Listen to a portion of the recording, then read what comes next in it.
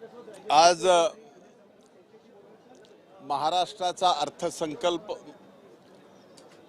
महाराष्ट्राच्या विधिमंडळामध्ये पहिल्यांदाच महाराष्ट्राच्या माननीय मुख्यमंत्र्यांनी मांडला।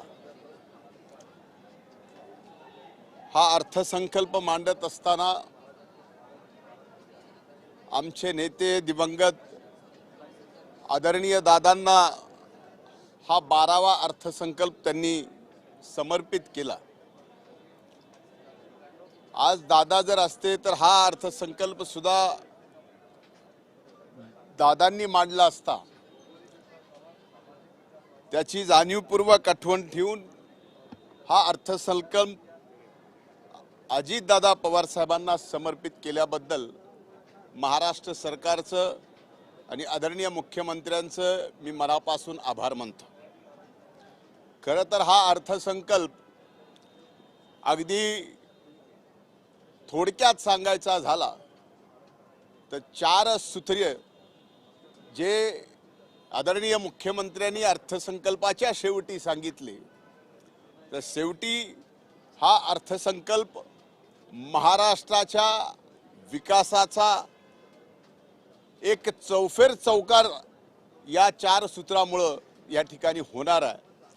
आणि या देशात महाराष्ट्र आज सर्व क्षेत्रात आघाडीवर आहे आणि येणाऱ्या काळात सुद्धा वर्षानुवर्ष हा महाराष्ट्र देशात 1 नंबरला असेल आणि जगाचं लक्ष सुद्धा या महाराष्ट्रात सर्व क्षेत्रावर असेल असा हा अर्थसंकल्प दूरदृष्टी ही आदरणीय मुख्यमंत्री महोदयांनी आज अर्थसंकल्पाद्वारे महाराष्ट्राच्या मायबाप जनतेला, देशाला आणि जगाला महाराष्ट्राचं महत्त्व पटवून दिलेलं। मी या अर्थसंकल्पात आदरणीय मुख्यमंत्र्यांनी घोषणा केली की सप्टेंबर 2025 पर्यंत ज्या शेतकऱ्यांचं कर्ज थकीत आहे त्या सर्व शेतकऱ्यांना 2 लाख रुपयापर्यंतची कर्जमाफी।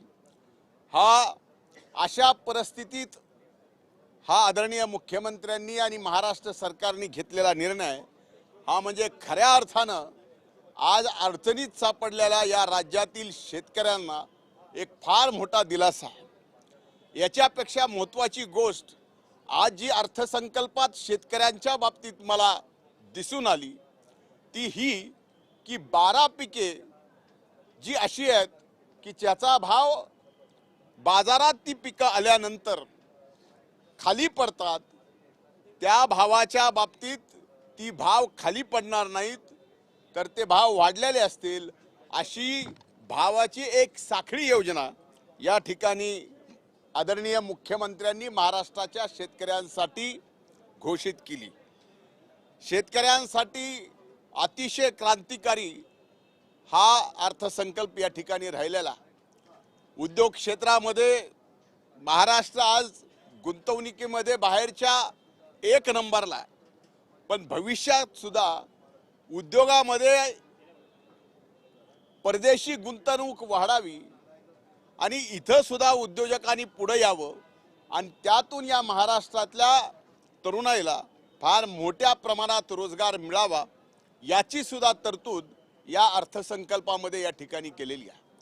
खऱ्या अर्थानं तरुणाईचा विचार, युवकांचा विचार, त्याचबरोबर स्किल डेव्हलपमेंट ज्याच्यातून ज्या स्किलला जगभरात मान्यता आहे, जगभरात आज त्याची मागणी आहे, ती स्किल या राज्यामध्ये आमच्या तरुणाईला शिकवणं आणि त्यांना रोजगार उपलब्ध करून देण्याचा संकल्प हा फार मोठा निर्णय अर्थसंकल्पामध्ये आज माननीय मुख्यमंत्र्यांनी या ठिकाणी मांडला।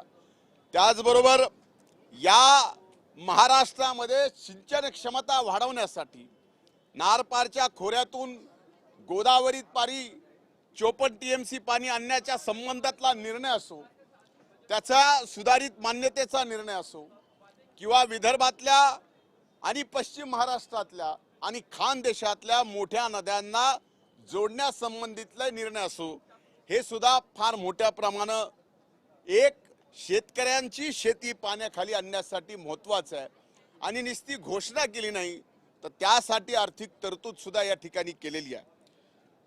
या वर्षी संबंध महाराष्ट्र नाही तर देश क्रांतीबाई सावित्री फुले यांच्या 200वा आपण जयंती साजरी करणार आहोत.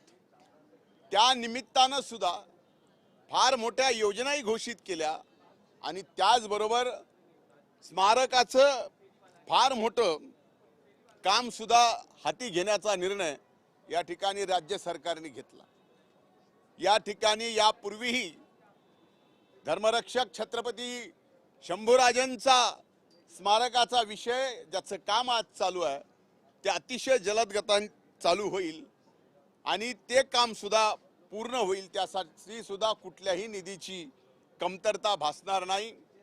असे अनेक पर्यटनाच्या बाबतीत, पशुसंवर्धनाच्या बाबतीत, पर्यावरणाच्या बाबतीत आणि सगळ्यात महत्त्वाचं शहरी भागाच्या विकासासोबत ग्रामीण भागाचं सुद्धा या ठिकाणी ज्या पद्धतीनं या अर्थसंकल्पात विशेष लक्ष दिले गेलेलं आहे की ज्यामुळं आज 1000 लोकसंख्येच्या गाव हे मुख्य रस्त्याला सिमेंट कॉन्क्रीटच्या रस्त्यांनी जोडल्यानंतर स्वाभाविकच त्या गावातली आर्थिक परिस्थिती आणि तिथली उन्नती, त्या गावातला माल जो काही मोठ्या बाजारात जाण्यासाठी अडचण होती ती अडचण येणाऱ्या काळात दूर होईल आणि ग्रामीण भागाचा आणि त्या रस्त्याचा विकास यातून आपल्याला दिसणार नाही.